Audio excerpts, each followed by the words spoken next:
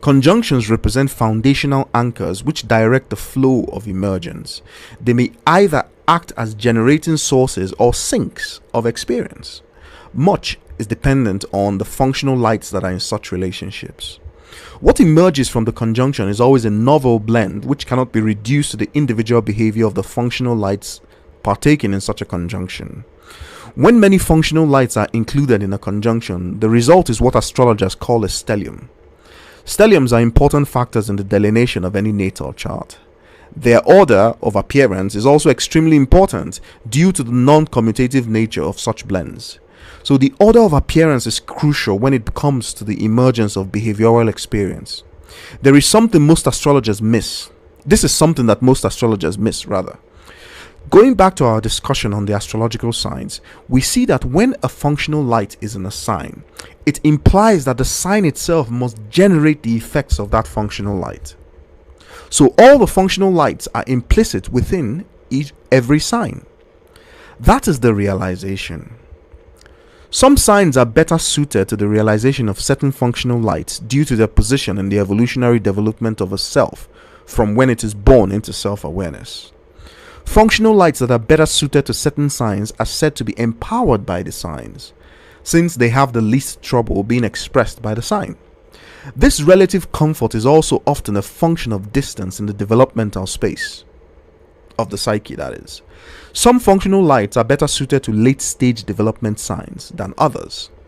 When late development functional lights are located in early development stage signs, the developing self usually struggles to blend these lights into the overall emergent behavior of the personality.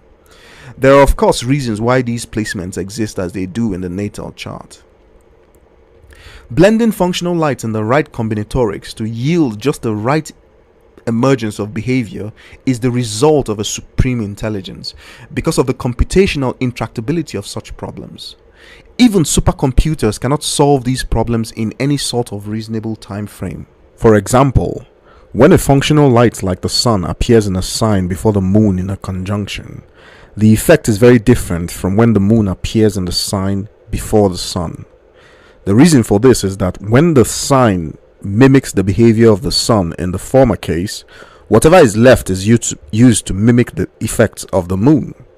Remember, each sign implicitly contains the ability to mimic the behavior of any functional light. And this is why every functional light can be located in any sign. So, on a transactional level, when a sign produces the effects of a functional light, whatever is left is used to produce the effects of whatever functional lights are mandated in the sign. The behavioral characteristics of a functional light is essentially subtracted from the sign when it appears first in a conjunction. This is what accounts for the non-commutativity of the placements. Their order of placement in degrees is very important.